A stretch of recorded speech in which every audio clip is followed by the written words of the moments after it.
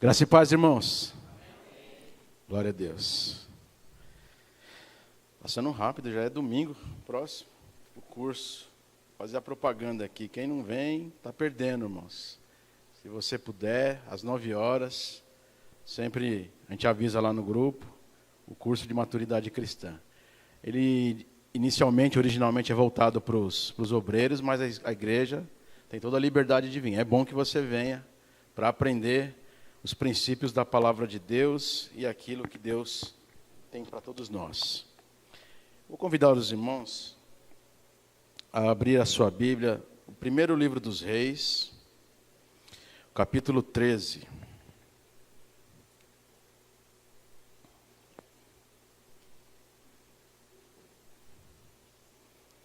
Primeiro Reis, capítulo 13. Versículo 9.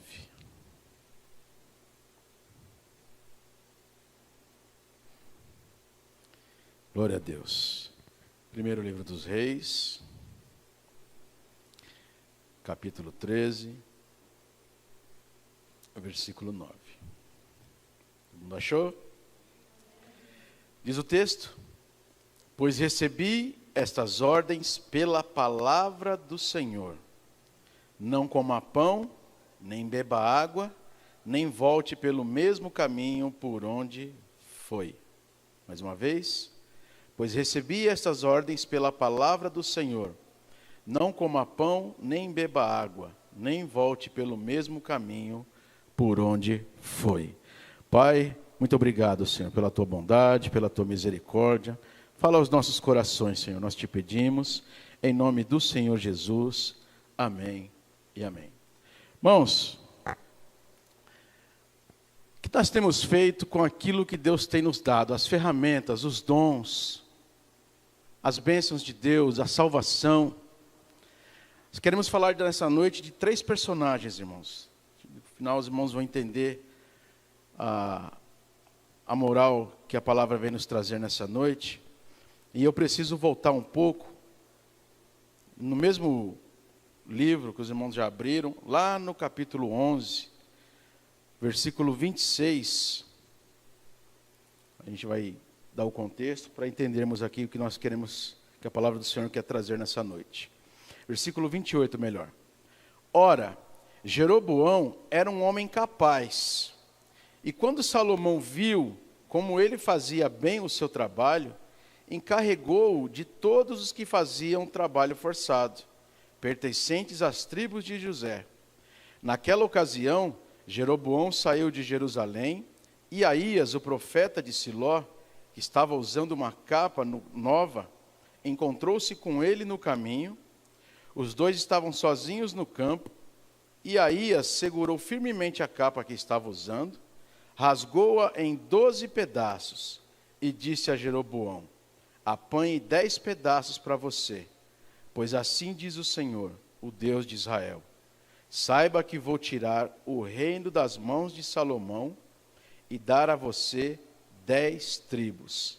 Mas por amor ao meu servo Davi e à cidade de Jerusalém, a qual escolhi dentre todas as tribos de Israel, ele terá uma tribo. Então nós vemos aqui, irmãos, o contexto é a separação de Israel. Israel era constituído de 12 tribos, é como se fossem 12 estados, nossa, aqui, para os irmãos entenderem, ou federações em outro, ou província, né, num outro país. A Argentina, por exemplo, lá é província, não é estado. No nosso caso aqui, Brasil, são estados. Deus ali, por causa do pecado já de Salomão, as suas mulheres corromperam o seu coração, ele se voltou à idolatria. Aí o seu filho, Salomão, falece, morre. Roboão assume ali de imediato o trono, e o povo veio a ele e falou: Salomão, Roboão, é o seguinte, está pesado o trabalho, está pesado os tributos. 2 coisas são certas na vida do homem, certeza: a morte e os impostos. Ainda hoje está desse jeito. E Roboão fala: daqui 3 dias Vocês voltam aqui e eu vou dar uma resposta para vocês. Roboão procurou primeiro os anciãos, os conselheiros do seu pai. Os conselheiros de Salomão disseram a Roboão, seguinte, se você tratar bem esse povo, se você tirar o peso das costas desse povo, eles sempre serão teus servos. Vão te obedecer, vai estar todo mundo junto. Ora, se você apertar, o parafuso vai espanar. Ele ouviu, só que aí ele foi procurar a galera da mesma idade dele. Pessoal que estudou na mesma escola, né? Fez a mesma faculdade. E aí, pessoal, os velhos falou que eu tenho que pegar leve com o povo. O que vocês acham? Meu amigo, é o seguinte, você tem que apertar mais.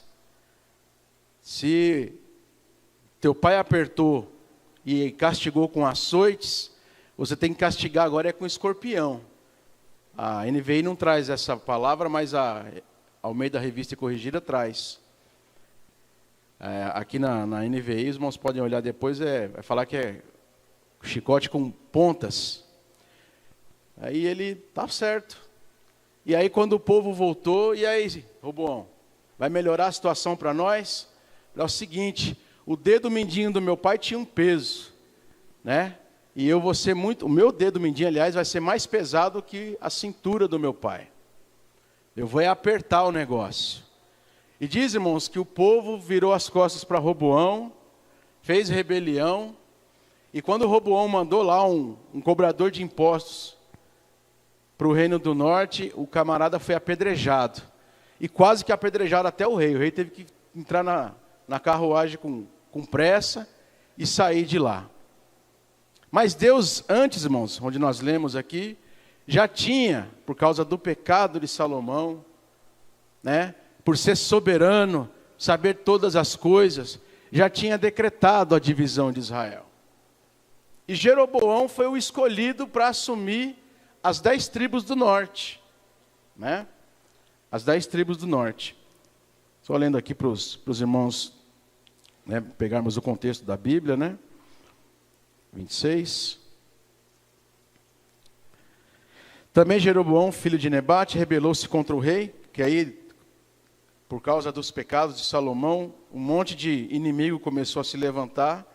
E Jeroboão, lá no 28, que era um homem capaz, que servia na corte, viu Salomão que ele fazia, colocou ele encarregado sobre trabalhadores da tribo de José, e diz ali, continuando o texto, lá no 29, naquela ocasião, Jeroboão saiu de Jerusalém, e Aías, o profeta de Siló, que estava usando uma capa nova, encontrou-se com ele no caminho.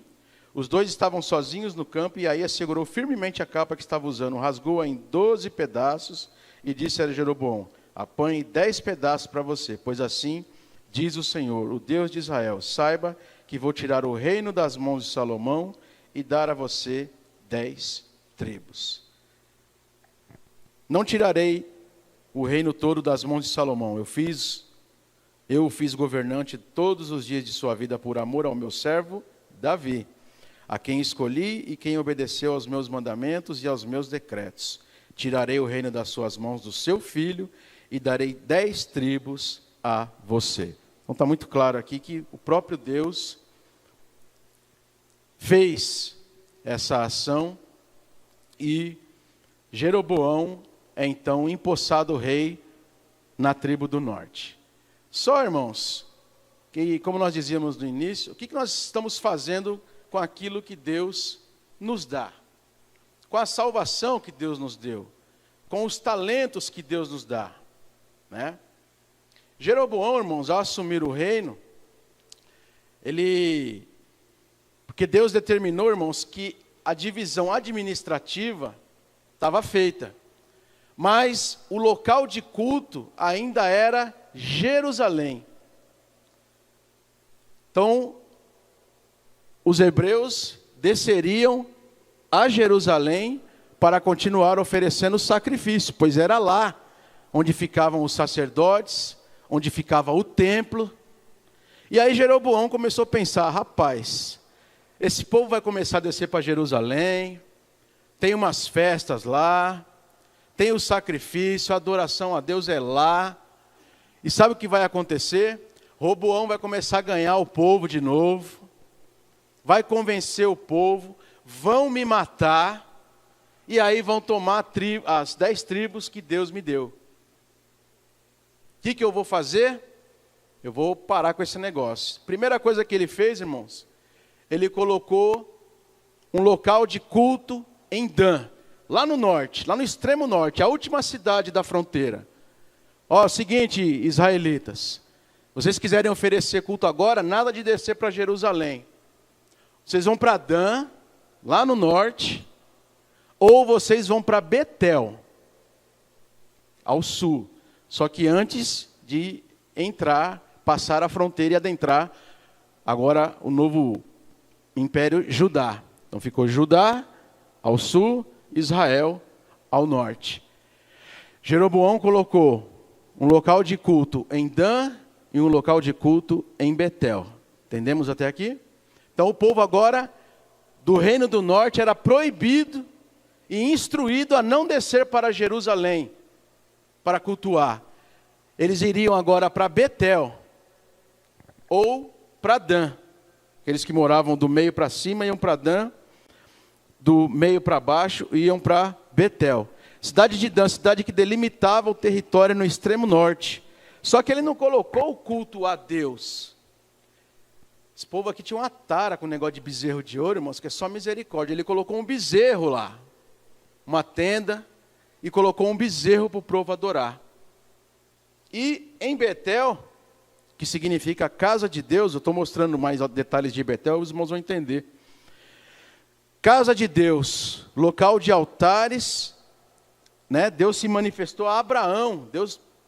Abraão, pela visita de Deus ali a ele, está lá em Gênesis 12, ele levantou um altar ali, quando Deus fez a promessa a Abraão que dele sairia uma grande nação, um grande povo. E foi em Betel também onde Jacó teve aquela visão da escada subindo para o céu, onde os anjos desciam e subiam, está lá em Gênesis 28. E Jeroboão estabeleceu também um bezerro de ouro em Betel. Então, um lugar que outrora era lugar de adoração a Deus, lugar de promessas feitas por Deus, lugar onde pessoas escolhidas por Deus tiveram visões do céu, tiveram promessas a partir de Deus, Jeroboão vai lá e profana esses lugares. Coloca ali bezerros de ouro, lugares para ser adorado, um bezerro de ouro.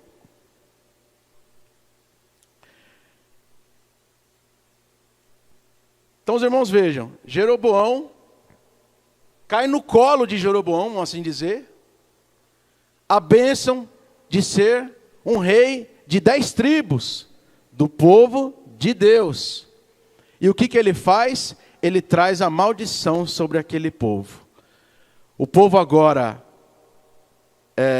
servindo a bezerros de ouro, servindo a deuses estranhos, povo agora idólatra. Está lá no capítulo 12, a partir do versículo 23. Vai guardando aí. Esse é o primeiro personagem que nós queremos falar nessa noite. Uma pessoa que recebeu uma grande bênção, uma grande dádiva, e causou tudo isso. Mas não para por aí. Lá no capítulo 13, irmãos, diz assim: por ordem do Senhor, um homem de Deus, não foi nem lhe dado o nome, a Bíblia não traz o seu nome, mas diz o homem de Deus, foi de Judá a Betel. Quando Jeroboão estava em pé junto ao altar, queimando incenso para o bezerro de ouro, ele clamou contra o altar, isso o homem de Deus, segundo a ordem do Senhor: ó altar, assim diz o Senhor, um filho nascerá na família de Davi, e se chamará Josias. Sobre você ele sacrificará os sacerdotes dos altares idólatras que agora queimam incenso aqui, e ossos humanos serão queimados sobre você. Então veio um profeta, lá do Reino do Sul, e começa a profetizar diante do altar, lá em Betel, quando Jeroboão está presente, oferecendo sacrifícios a deuses estranhos. Entendemos até aqui? O homem de Deus começa a profetizar, dizendo que levantaria, nasceria a partir do reino, do trono de Davi, melhor, da família de Davi, lá do sul, que se chamaria Josias, e que aquilo ia acabar através desse homem, desse rei. Naquele mesmo dia, o homem de Deus deu um sinal. Isso está lá no versículo 3 agora.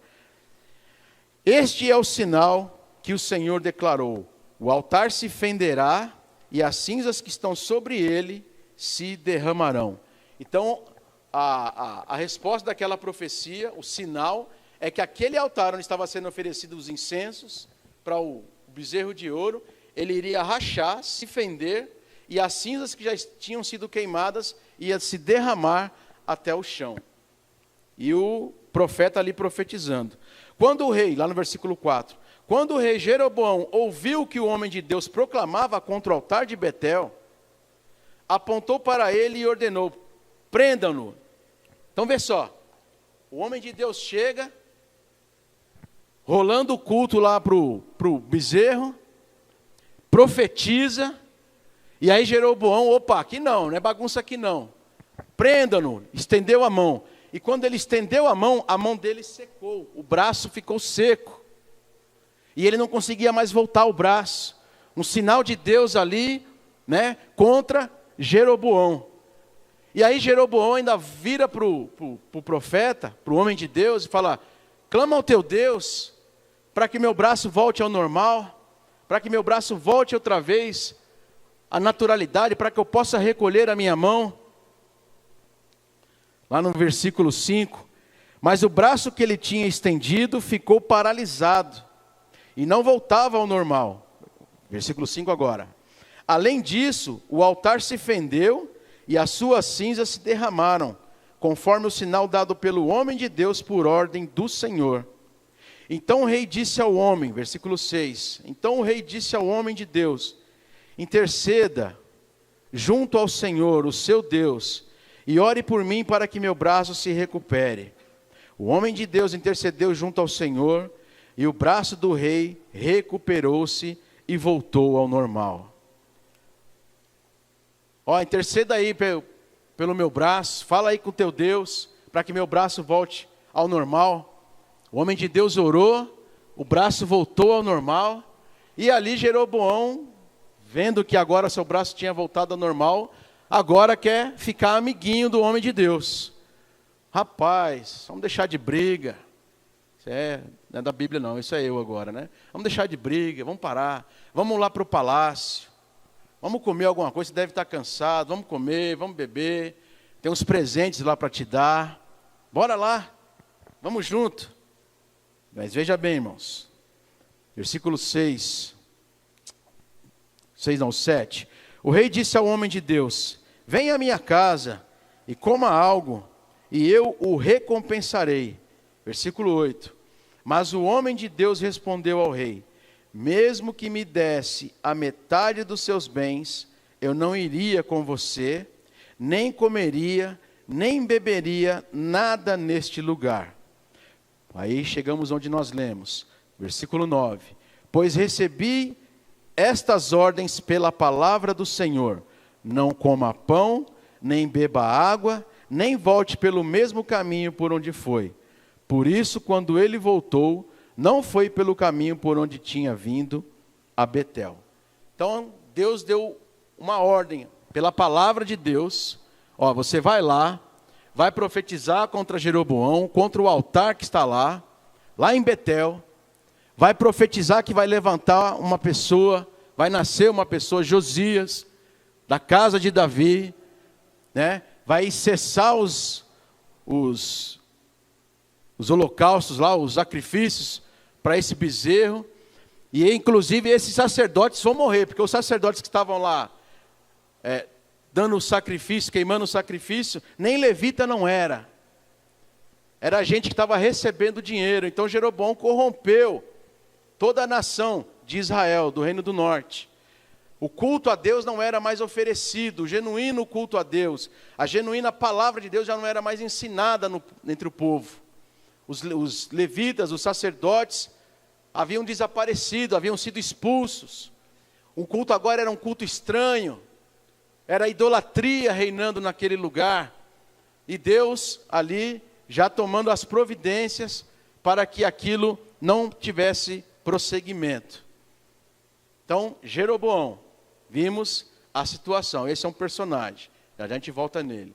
O homem de Deus foi levantado, a Bíblia não relata o seu nome, mas dá uma ordem para ele: você não come, você não bebe, nem comida e nem água. E você não volta pelo mesmo caminho que você está indo. Você faz um caminho diferente, você vai a Betel e vai lá e coloca a ordem na casa lá. Jeroboão oferece presentes, a comida, e ali é dito que ele não faria aquilo. Então, versículo 9: pois recebi estas ordens pela palavra do Senhor: não coma pão, nem beba água, nem volte pelo mesmo caminho por onde foi.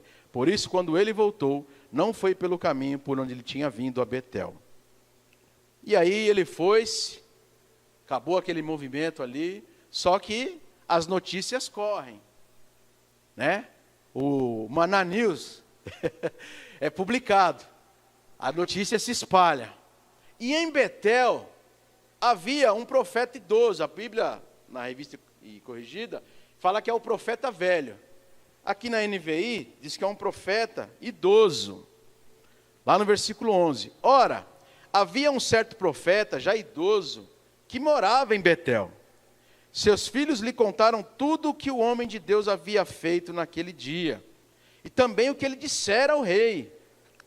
Pai, olha, você não está sabendo do alvoroço que rolou lá no local de culto, lá o bezerro, lá Jeroboão estava lá, o rei estava lá. Moço, chegou um profeta lá, homem de Deus, profetizando, falando com autoridade, né? E Deus é com ele, dava para ver, porque o altar se fendeu, a cinza caiu no chão. Jeroboão mandou prender, estendeu a mão contra ele, mas a mão do homem ressecou, ficou doente. E aí Jeroboão clamou para que ele orasse a Deus, o homem orou a Deus, a mão foi restituída. O camarada é de Deus. É mesmo, rapaz? E aonde esse camarada está? Não sei. Quando acabou a confusão lá, ele foi embora e a gente não sabe para onde ele foi. Faz o seguinte, prepara o meu burrinho aí, vou atrás. Versículo 11: havia um certo profeta, já idoso, que morava em Betel. Seus filhos lhe contaram tudo o que o homem de Deus havia feito naquele dia, e também o que ele dissera ao rei. Versículo 12: o pai lhes perguntou por qual caminho ele foi, e os seus filhos lhe mostraram por onde tinha ido o homem de Deus, que viera de Judá. Então disse aos filhos: selem um jumento para mim. E depois de selarem o jumento, ele montou e cavalgou à procura do homem de Deus, até que encontrou sentado embaixo da grande árvore, ou de um grande carvalho, como dizem outras versões. E lhe perguntou: você é o homem de Deus que veio de Judá? Sou, ele respondeu. Versículo 15: então o profeta lhe disse: vem à minha casa comer alguma coisa. Aí o homem de Deus, ele está com a instrução. O que Deus falou? Você vai lá, profetiza o que tem que profetizar, faz o serviço, mas você não vai comer, não vai beber e não vai pelo mesmo caminho. Vai guardando aí, irmãos. Versículo 15: então o profeta lhe disse: vem à minha casa comer alguma coisa. Versículo 16: o homem de Deus disse: não posso ir com você, nem posso comer pão ou beber água neste lugar. A palavra do Senhor deu-me esta ordem: não coma pão, nem beba água lá, nem volte pelo mesmo caminho por onde você foi. Aí o profeta velho, ou o profeta idoso, falou: ih, rapaz, o camarada tem propósito.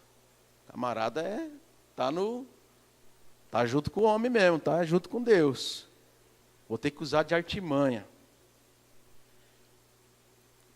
Versículo 18: o profeta idoso respondeu: eu também sou profeta.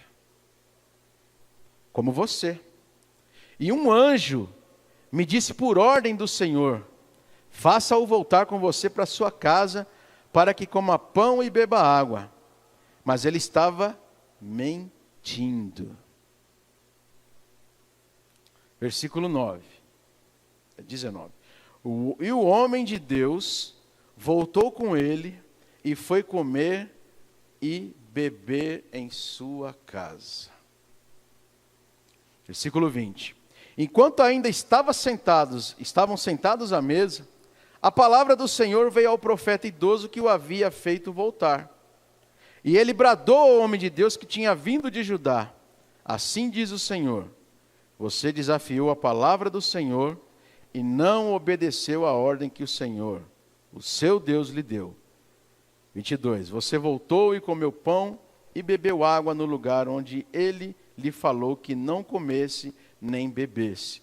Por isso o seu corpo não será sepultado no túmulo dos seus antepassados. Já eu volto aqui. Então, o profeta velho vai atrás do homem de Deus, o encontra, está lá descansando, sem comer, sem beber. Falou: você não é o profeta que veio lá de Judá? Sou eu mesmo. Então, vamos lá para casa, rapaz, vamos lá comer, vamos lá beber. Foi me dado uma ordem de Deus, a palavra do Senhor, que eu teria que vir aqui, fazer um serviço para Deus, e eu teria que voltar sem comer, sem beber e por outro caminho. Rapaz, eu sou profeta também. Oxe, vem comigo. Deus falou para mim, um anjo, ele mandou um anjo. Tá? Um anjo veio falar e falou que você está liberado. Pode vir. E o homem juntou a fome com a vontade de comer. Só abrindo um parênteses aqui, eu já fiz 3 dias de jejum. Sem beber água, inclusive. Irmãos, e aí o pastor ainda colocava, a rua lá da igreja, não tinha asfalto, né? Então os ônibus passavam, era um poeirão, a igreja toda limpinha lá dentro, tinha limpado, cheirando cera, gostoso. Aí o ônibus passava, aquele poeirão. Aí o que ele fazia? O pastor falava para a gente, os obreiros, vai lá e molha a rua, para quando o ônibus passar, não levantar a poeira e não sujar a igreja. Agora você imagina você 3 dias sem beber água, você com uma torneira molhando a rua. A sede. Então eu me coloco no lugar do profeta aqui, sem comer, sem beber, vai saber quanto tempo. E falou: rapaz, uma água geladinha agora, nesse calor, não é nem a comida, mas a água. E ele foi. Só que uma cilada, quando ele está na mesa, né, o profeta é agora usado por Deus e traz uma repreensão para aquele homem. E que ele não voltaria para casa. Preocupante, né? Complicado. E aí eu quero falar algumas coisas aqui antes de a gente prosseguir no texto. Primeiro eu quero falar do profeta novo. Jeroboão nós já falamos, né? Jeroboão é aquele camarada sem expectativa. Ele tinha ido, inclusive, para o Egito. Os irmãos podem olhar no texto lá depois. Ele estava para o Egito perdido. Salomão tinha mandado todos os inimigos para longe. E ele estava no Egito. E quando ele soube que Salomão estava no leito de morte, que Roboão estava assumindo o trono, ele voltou. Ele participou, inclusive, da reunião com os anciãos da cidade lá para ver qual era o veredito de Roboão, se ele ia tirar o jugo do povo ou não. Então Jeroboão não valorizou aquilo que Deus lhe deu, antes trouxe idolatria ao povo, um mau rei, idólatra, né? E isso tem um preço lá depois, né? Então aquilo que Deus lhe deu, ele não valorizou. O profeta novo, fala primeiro do profeta velho, depois a gente fala do novo, que é melhor assim. O profeta velho, primeira coisa, morava em Betel, local dos acontecimentos. Mas, há quanto tempo aquele homem não era usado? Deus não podia usar ele, que já estava em Betel? O que Deus fez? Trouxe alguém de outro lugar, agora de outra nação, de outro país, para trazer o recado de Deus àquele lugar. E ali um profeta, na cidade. Só que há muito tempo não era usado. Então, o que a gente quer trazer para nós nessa noite? Como primeiro falando do profeta. Deus nos deu, irmãos, talentos. Deus nos deu dons, habilidades. Tudo coisa que a gente está ouvindo aqui desde o começo do culto. Às vezes a tua habilidade, irmãos, né? Lá no teu trabalho é ser comunicativo, é falar. E a gente, às vezes, muitas vezes nós somos comunicativos, mas não falamos de Deus para uma determinada pessoa. A pessoa vem até nós, muitas vezes, fala lá de um problema, fala de uma dificuldade, ou seja, a porta da oportunidade para falarmos do Evangelho para a pessoa, e nós não falamos, não usamos essa oportunidade, e a Bíblia menciona no Novo Testamento que nós temos que usar todo o tempo a oportunidade, tudo a porta que Deus abre para falar do Evangelho, para falar da palavra. Então será que eu não estou sendo como um profeta velho? Há muito tempo eu não sou usado para falar da palavra para alguém? Estou dentro da minha família e não consigo falar da palavra para ninguém? Estou dentro do trabalho lá e não consigo falar da palavra para ninguém? Estou lá na faculdade e não consigo falar da palavra para ninguém? Um profeta velho, sem uso.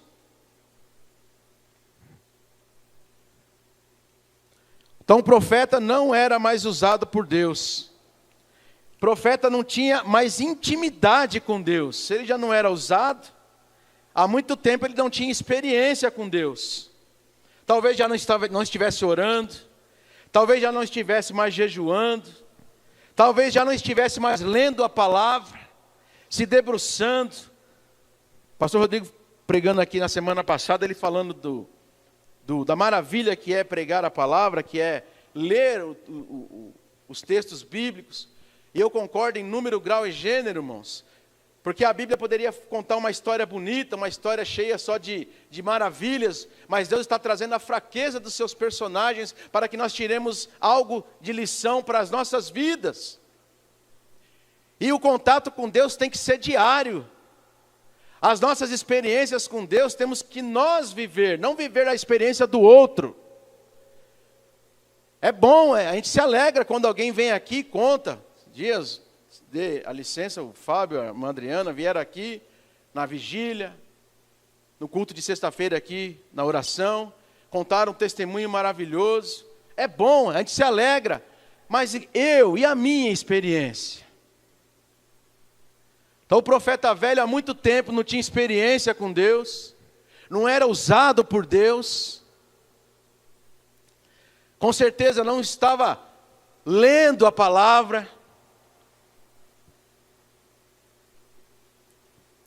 E o Salmo 119 diz, irmãos, a tua palavra escondi, guardada em meu coração, para que eu não peque, não pecasse contra ti. Irmãos, o que nos faz não pecar é os princípios da palavra de Deus. Nós somos pecadores, mas, irmãos, quando nós temos o Espírito de Deus na vida, e temos, o Espírito Santo está conosco, Ele é o que nos ajuda, é o que nos faz lembrar todas as coisas. O Senhor Jesus disse que estaria em nós, todos os tempos nos fazendo lembrar, nos consolando. Ele é o Consolador. E quando nós erramos o alvo, irmãos, a consciência fica martelando. Eu não devia ter falado, eu não devia ter feito assim, eu devia ter feito diferente. Isso para quem tem o Espírito Santo de Deus dentro de si. Então, ele não peca mais, né, de forma planejada. É erro de percurso. Porque Deus está na sua vida agora. Deus está tomando conta da sua vida. Então o profeta velho, mesmo morando em Betel, já não era mais usado. Não tinha mais intimidade com Deus. Sem conexão com a palavra. Aí Deus tem que usar alguém de fora, de outro lugar, para falar com aquele povo. Jesus chegou a dizer assim, olha, se vocês pararem de clamar, as pedras clamarão. eu não gostaria que uma pedra tomasse o meu lugar. Eu quero clamar ao Senhor, eu quero estar na presença do Senhor. Eu fui chamado pelo Senhor. Aleluia, Jesus. Só que também não adianta, irmãos, usar a palavra da forma errada. Já viu a caixinha de promessa? Ali não é palavra de Deus. O nome já diz, palavra de promessa. Só tem alguns, né? Vamos ver o que Deus fala comigo hoje. Te digo que hoje mesmo estarás comigo no paraíso. Não, essa aqui não. Essa aqui hoje não. Não é assim. Palavra de Deus é leitura. Palavra de Deus é aprendizado. Palavra de Deus é pesquisa. Palavra de Deus é oração. Palavra de Deus é entrega. Palavra de Deus é vivê-la. Nós somos o corpo de Cristo. Não pode de uma mesma fonte jorrar água doce e salgada. Sou crente aqui dentro e lá fora eu já não sou. Sou qualquer outra coisa, menos crente. O povo espera algo de nós, irmãos. Igreja do Senhor. O povo, saiba que nós todos somos vitrines. Você é cristão? Sou.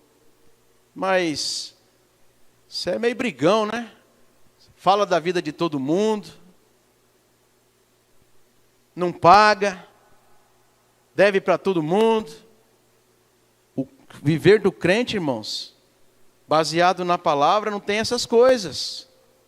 O crente baseado na palavra foi mudado, foi transformado. Então o profeta velho, irmão, estava desconectado da palavra. Alguém sem intimidade.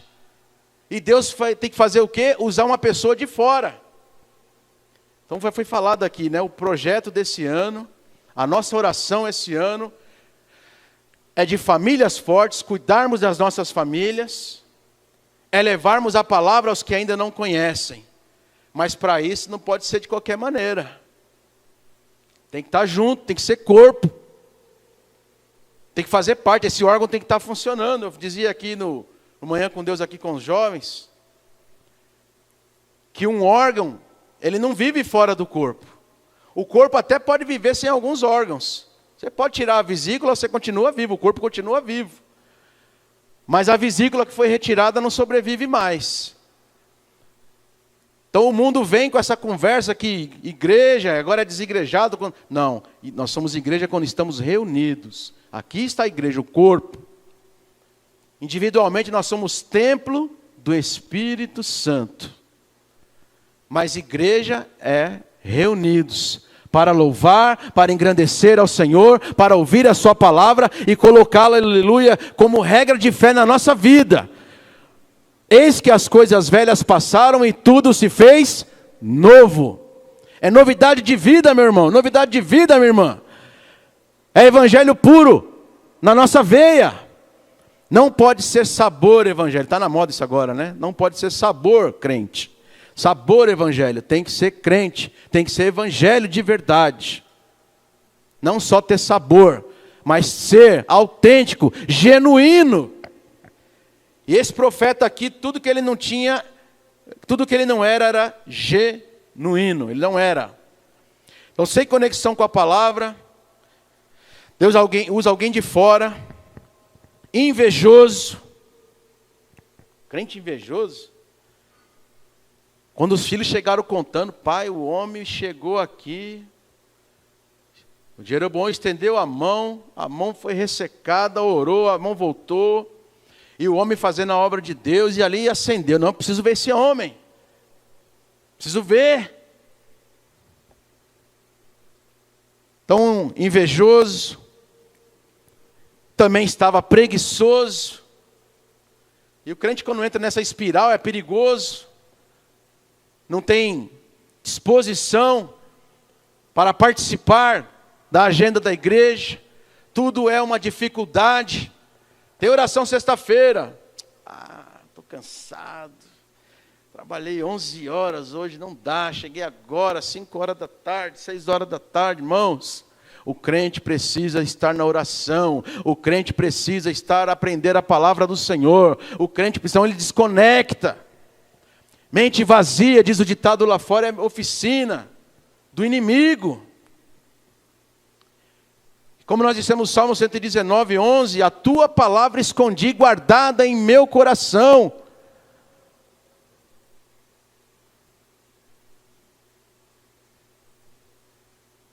O pardal encontrou casa, a andorinha fez ninho para si.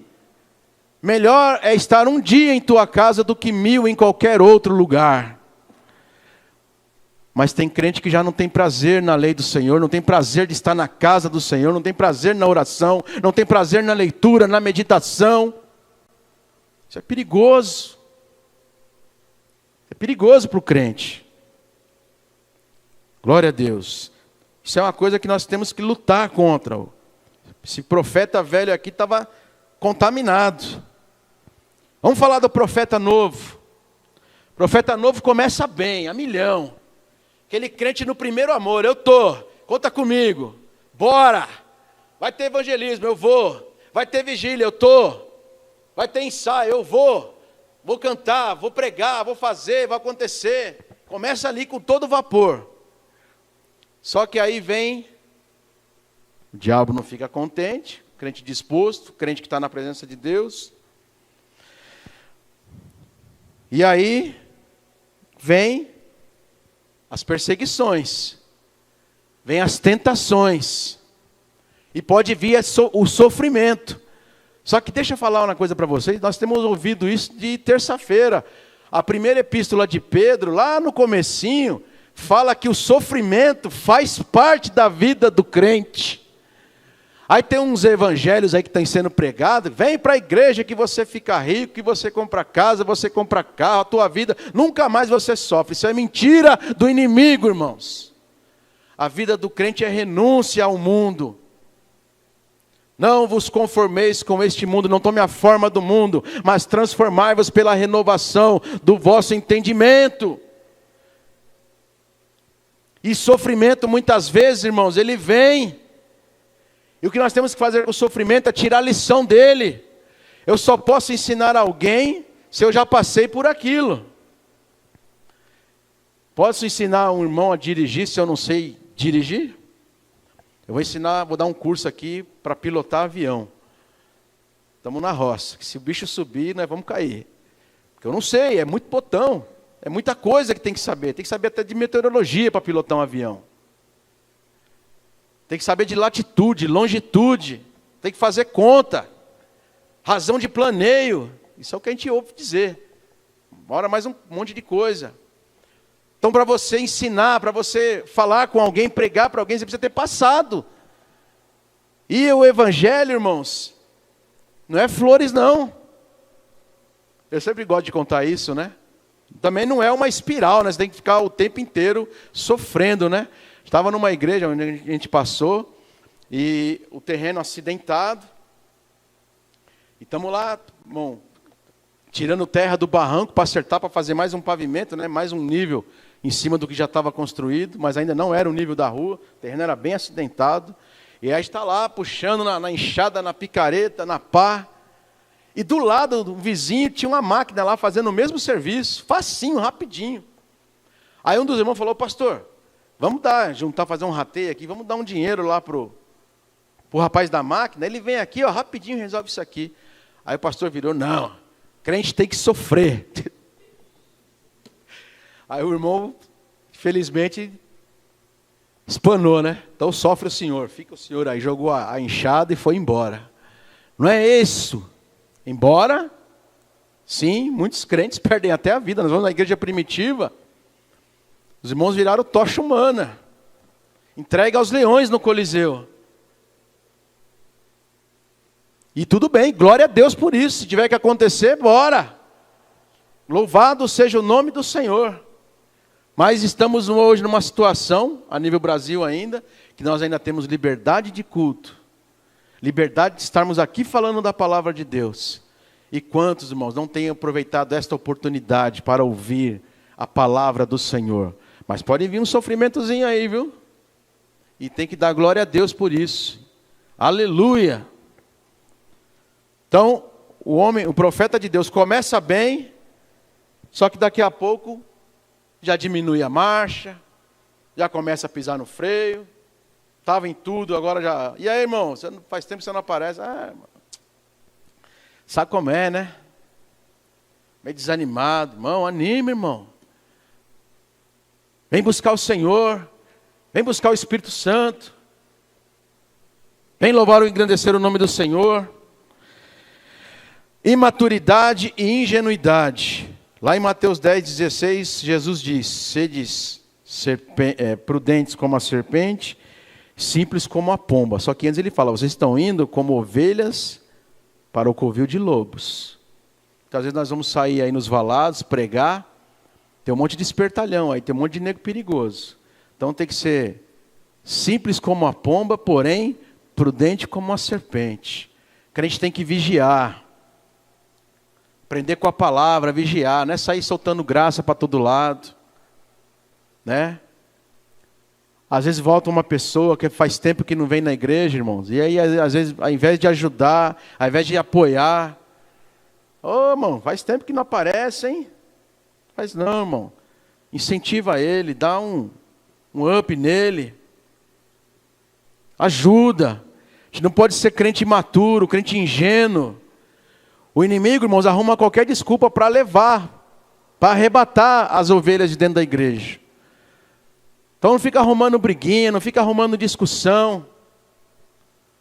Dentro da casa do Senhor, a ordem é louvar e engrandecer a Ele, é nos tratarmos bem, é estarmos orando, nos consolando, é orando uns pelos outros, entendendo aqueles que têm um jeito, tem os irmãos que são fracos na fé, né? Nos suportando uns aos outros, é o que a palavra vai dizer. Vigia, porque há os crentes ainda que ainda são imaturos, mas nós temos que nos ajudar. Então o profeta novo aqui, o homem de Deus, ele foi ingênuo. Ele saiu com uma ordem, a palavra de Deus foi entregue a ele.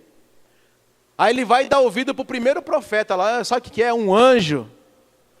Veio aqui e falou comigo, rapaz, e você está liberado. Ele devia ter falado: pera aí, eu vou orar primeiro a Deus, vou confirmar essa história aí primeiro, né?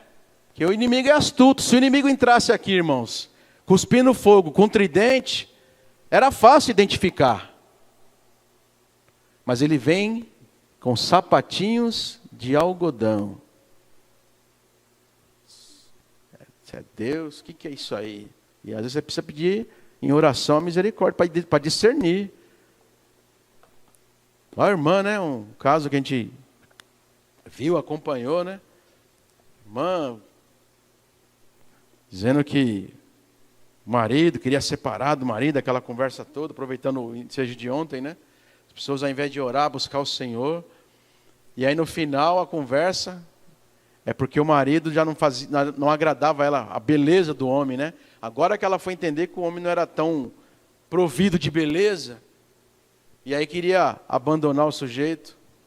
E o pastor, sei lá se estava abraçando a conversa, é que demorou a tomar um rumo naquela história ali. Eu falei: pastor, o que está acontecendo aí?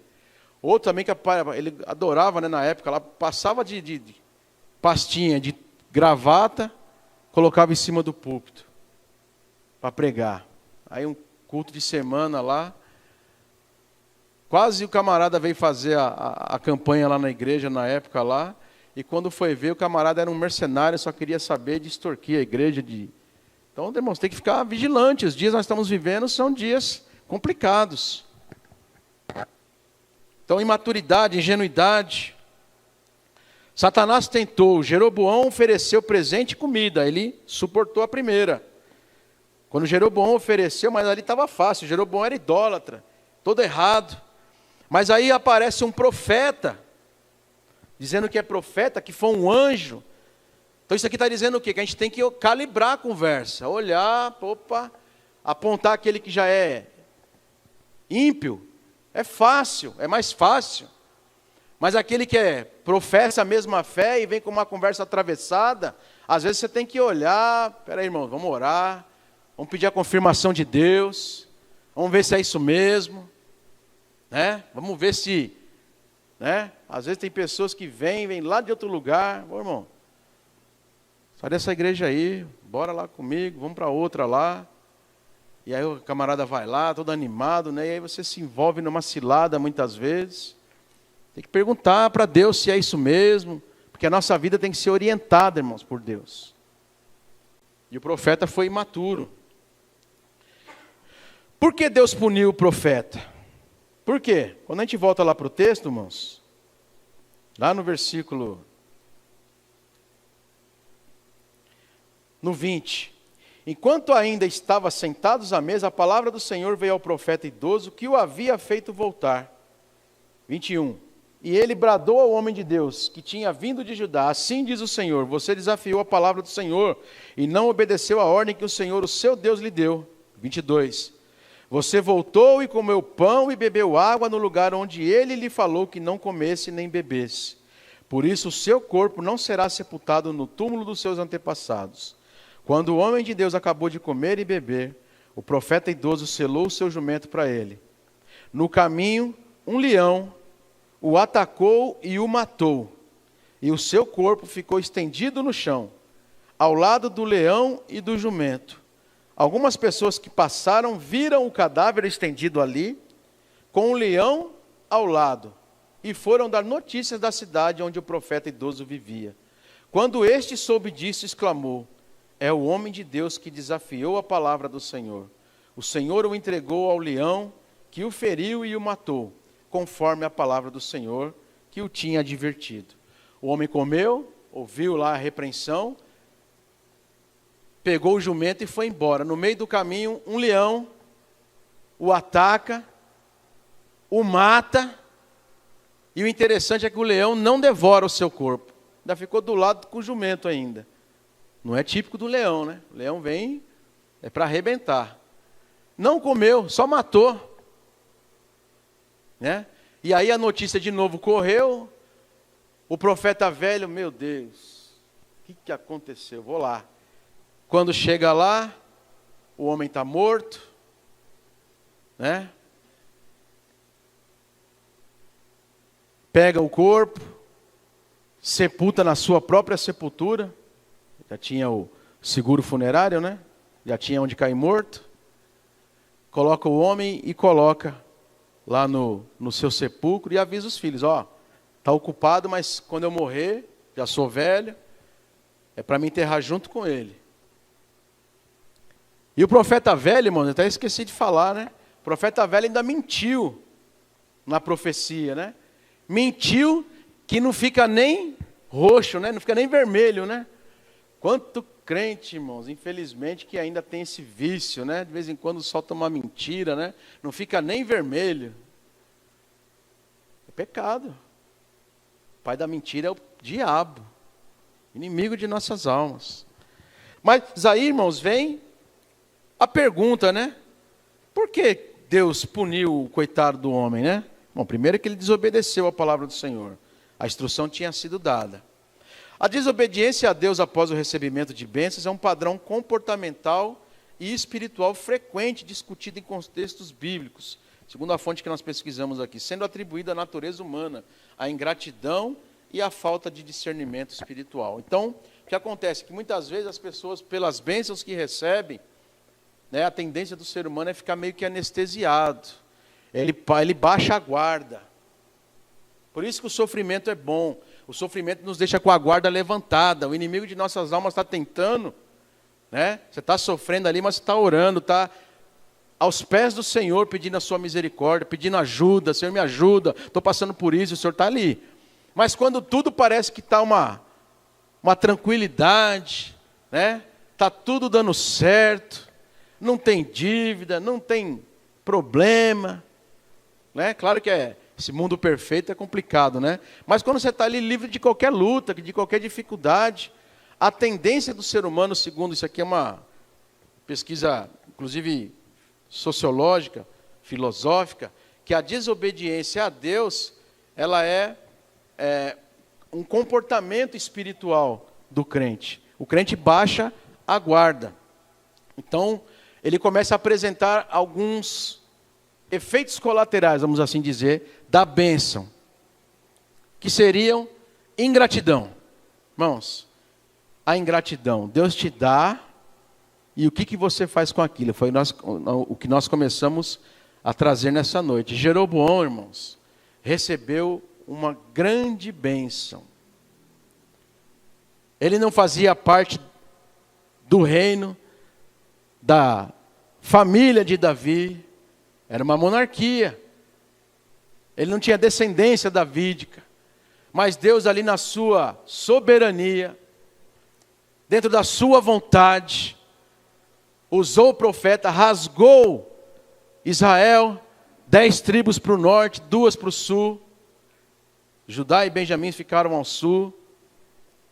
Mas o que ele fez? Ele foi ingrato. Se voltou contra Deus. Se rebelou. Não valorizou. Então a falta de gratidão no coração impede a pessoa de valorizar as bênçãos recebidas.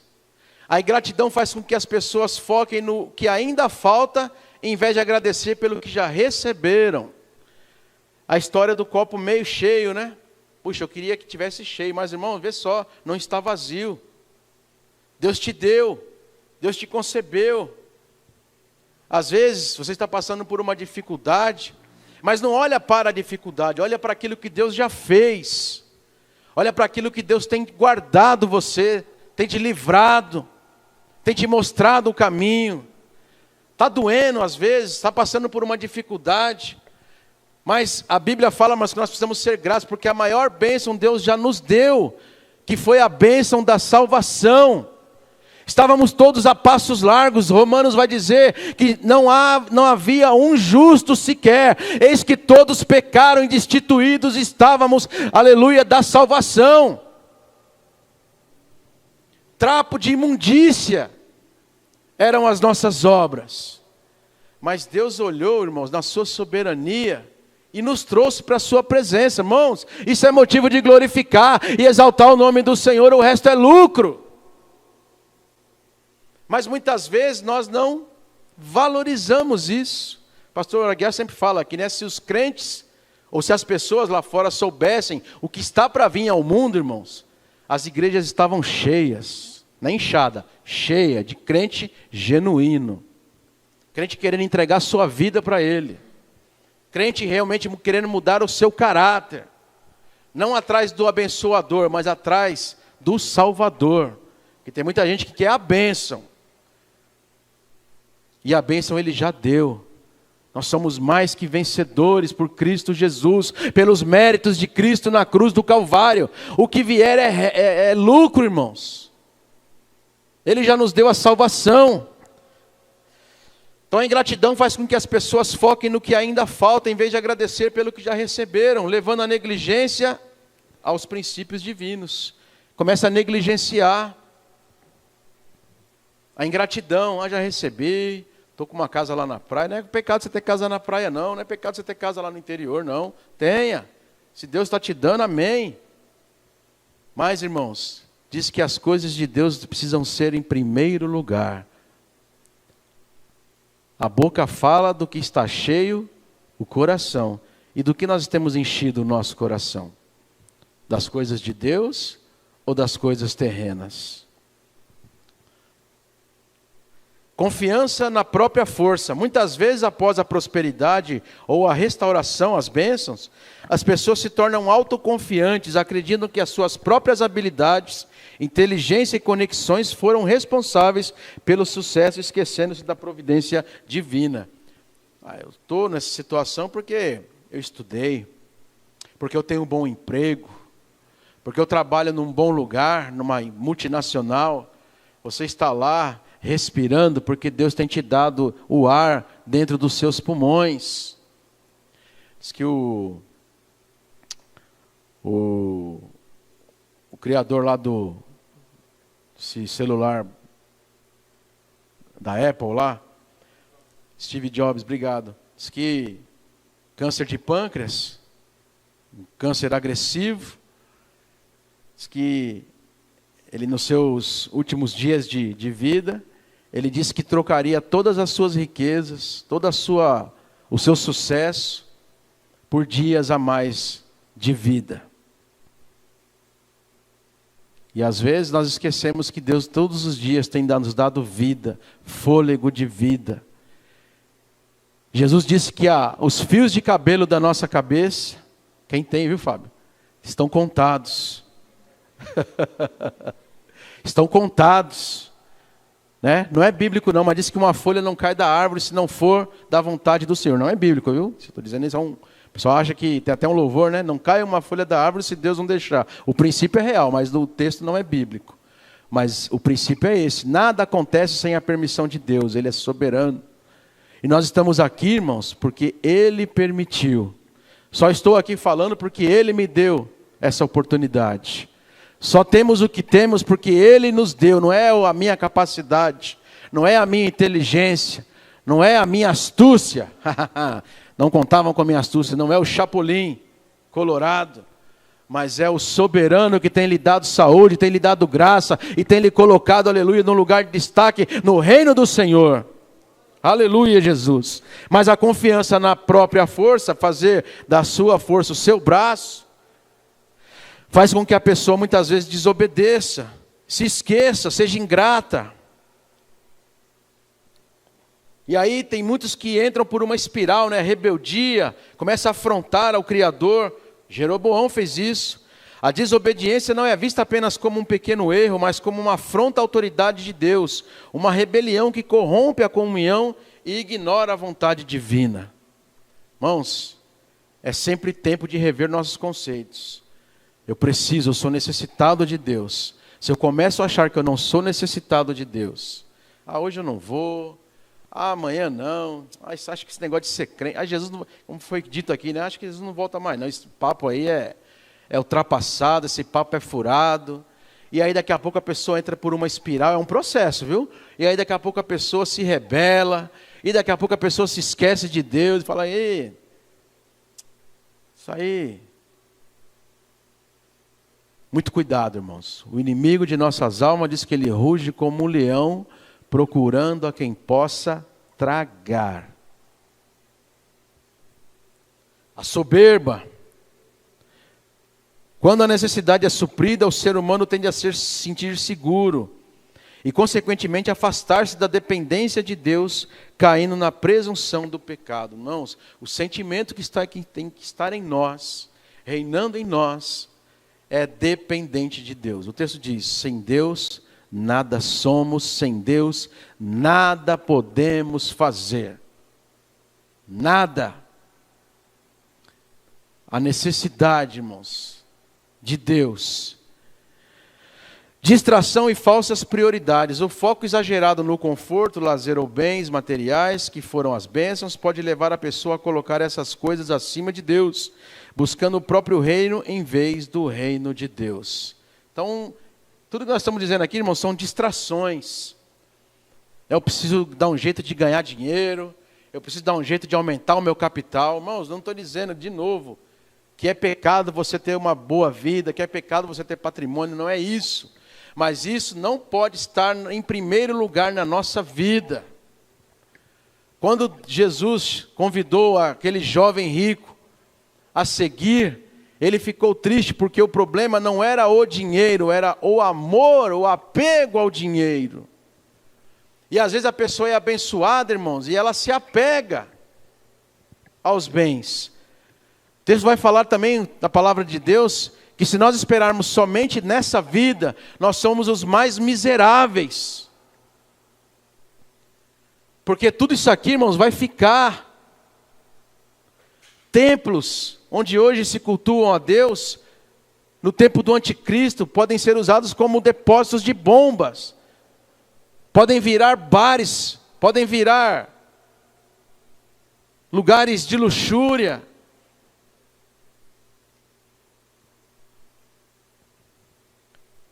Então a prioridade, irmãos, é estarmos na presença do Deus Todo-Poderoso, porque a igreja será tomada, será levada. A eternidade nos espera. Não é tempo de vacilarmos, não é tempo de deixar as coisas do mundo tomar a nossa vida. Jeroboão, irmãos, recebeu a bênção e jogou tudo no lixo. O profeta novo aqui, mesmo com uma ordem de Deus, e você sendo abençoado, vendo que é Deus na sua vida. Imagina aquele homem orando por aquele rei, a mão sendo restituída. Que congregou num lugar, né? Tinha um pastor lá que, começo ali do ministério, né? Ele estava sendo muito usado por Deus. Ele orava por pessoas enfermas e a fama dele começou a correr. Muitas pessoas realmente foram curadas, mas era ele? Era o poder de Deus. Mas ali a soberba veio, ele ficou inchadão, daqui a pouco disse que virou missionário, virou apóstolo, e aí começou a se inchar, e daqui a pouco estava caído. Porque não é na força do braço. Deus, irmãos, não se deixa escarnecer. Deus não divide a sua glória com ninguém. É Ele, é o nome dEle, é para Ele, é por Ele, é dEle. O que eu posso ser, se eu for bem-aventurado, é simplesmente um instrumento em suas mãos. O que nós podemos ser simplesmente é um instrumento nas mãos de Deus. Mas o poder é dEle, a honra é dEle, é tudo dEle, para Ele, por Ele. Ele é o soberano. Então a palavra nessa noite nos chama a atenção, não é na força do meu braço, não é do meu jeito, mas é do jeito dele. É quando ele fala, é quando ele faz. Consequência da desobediência. A desobediência, mesmo após ter recebido bênçãos, traz consequências como a perda da intimidade. Tudo isso aqui faz isso. Medo, vergonha e a interrupção de novos ciclos de prosperidade espiritual. Novas experiências com Deus. De ter novas experiências com o Senhor. Um coração corrompido, irmãos, vira lá o profeta velho. Profeta, tanto tempo naquela cidade, não era usado por Deus. Poderia ser ele o homem a levar o recado a Jeroboão. Mas a preguiça, a falta de compromisso, a falta de buscar ao Senhor, e ali o homem ficou inerte, parado, sem experiências novas com o Senhor. Deus precisa usar outro de outro lugar e vem. E nessa palavra, a palavra do Senhor, irmão, está dizendo nessa noite para nós despertarmos, para nós levantarmos. Tem um texto que fala, né? Levanta tu que dormes dentre os mortos e Cristo te esclarecerá. Cristo, irmãos, Ele nos esclarece. Cristo nos coloca de pé. Cristo, aleluia, nos coloca em movimento. Cristo nos coloca em ação, aleluia, é dEle, é por Ele, é para Ele. Eis-me aqui, Senhor, faça de mim. Deus é fiel. E se eu der lugar, irmãos, essas coisas podem contaminar a todos nós. Pode me contaminar. Fica lá inerte, ficará parado. Daqui a pouco, eu estou sem força. É o crente montanha-russa, né? Tem hora que está lá em cima e daqui a pouco está lá embaixo. Mas essa noite, o recado do Senhor, irmãos, não fazer como Jeroboão, um ingrato, um idólatra, só olhou para si, para o seu próprio umbigo. É não ser um profeta velho, parado no tempo, não busca Deus, não busca experiências. É não ser um profeta novo também. Tem o arranque, mas daqui a pouco para, desobedece, baixa a guarda, não vigia. Mas o bom, irmãos, é guardarmos a palavra do Senhor. Senhor, me ajuda, eu sou fraco. Senhor, me ajuda, eu não tenho força. Mas não deixa, Senhor amado, eu desfalecer. Senhor, não me deixa, me fortalece, me ajuda, Senhor. Me fortifica, meu Pai. Oh, Senhor, me ajuda a estar. Me ajuda, Senhor, a pedir. Me ajuda, Senhor, o Teu Espírito Santo esteja na minha vida, Senhor. Coloca, Pai amado, um espírito de vigilância em mim, Senhor. Deus é fiel, igreja. Deus é fiel, Ele é o nosso Deus. Ele é o nosso Senhor. Ele nos lavou, nos santificou, aleluia, e nos colocou no lugar de destaque, a sua igreja. Você é filho de Deus, é o escolhido do Senhor. Então é noite de nós nos colocarmos em pé. Senhor, eis-me aqui, ajuda-me, me unja, me guarde, me levanta, me estabelece, me treina, me coloca de pé, para que eu possa fazer a tua vontade. Deus é fiel, irmãos, Ele faz, Ele cumpre, Ele faz, Ele é bom o tempo todo, e a sua misericórdia dura para sempre. Se dermos ouvidos à palavra do Senhor, Ele é bom e fiel. Jeroboão, infelizmente, não deu. Perdeu. Apesar de ter reinado ainda por um tempo, porque Deus é soberano, é sob a soberania de Deus que nós estamos falando. Mas ali ele foi entregue às suas idolatrias, né? E a sua descendência não prosperou. E o reino de Israel sofreu ali as consequências do pecado. Deus, irmãos, quer usar. Deus quer fazer. Quer fazer de nós igreja forte, quer fazer de nós uma igreja usada, igreja com sinais do Senhor, porque a obra é dele. A obra é do Senhor. Somos corpo, como nós falávamos aqui. Nós somos parte do projeto de Deus. E aqui nós estamos. E que o Senhor tenha misericórdia de todos nós. Nos ajude, nos mantenha de pé. E como diz a palavra, né? Quem está em pé, olhe, não caia. Peça a misericórdia do Senhor. Peça a ajuda de Deus. Quando tiver em dificuldade, peça a oração. Né? Compartilhe a tua dor. A igreja vai orar. A igreja vai buscar. A igreja, né, vai instruir. E Deus fará a obra em nossas vidas. Deus é bom. Deus é maravilhoso. Nos coloquemos em pé, irmãos. Aleluia, Jesus. Eu pediria aos irmãos a inclinar a sua cabeça. Feche os seus olhos.